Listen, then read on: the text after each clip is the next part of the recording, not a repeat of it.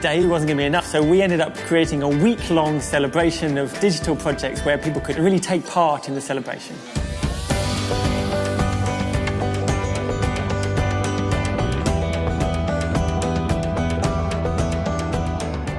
We've got so many different events. We've got Bard's Birthday Bash, which is some of Shakespeare's greatest characters throwing a surprise birthday party.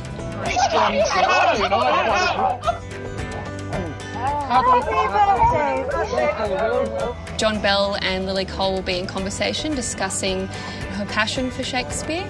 We've also got interviews with the artistic directors of Bell Shakespeare. We've got a Hamlet acting workshop and a national reading of the balcony scene. And I'll stay to have thee still forget. By love, who did first prompt me to inquire. And the place death, considering who thou art. We rounded out with a hangout in history with students around Australia where they were able to take part in a hangout with William Shakespeare and Queen Elizabeth and ask what life was really like in Elizabethan times. When are you going to put on your frock? I want to see you in a dress.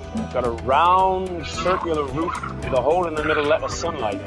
I think it's a really good thing to bring this kind of stuff to kids so they feel that they can enter into worlds like this that they wouldn't usually see. When you study Shakespeare at school, sometimes it can be a bit dry, but then you see a Shakespeare play and it all comes to life. I suppose it's the same as reading a history book, but seeing these characters bring it to life is a bit more exciting. Bell Shakespeare's always been very much about how to make these plays live in the contemporary world. So that's been a really exciting discovery of how do we use these digital technologies with these ancient texts.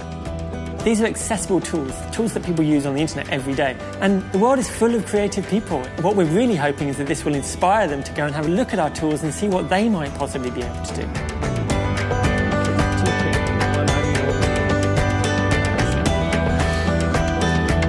Consists of me and a guy called Johnny. Someone's got to talk about it, so I'm in all of the videos.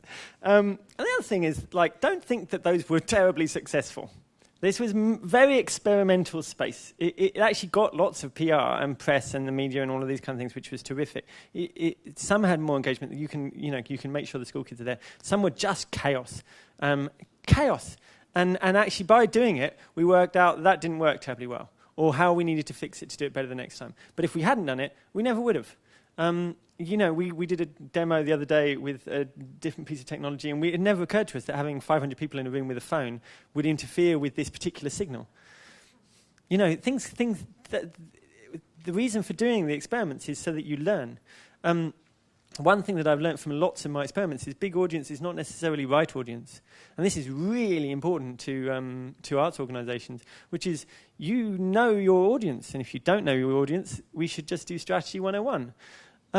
You know who you're talking to and why you're talking to them.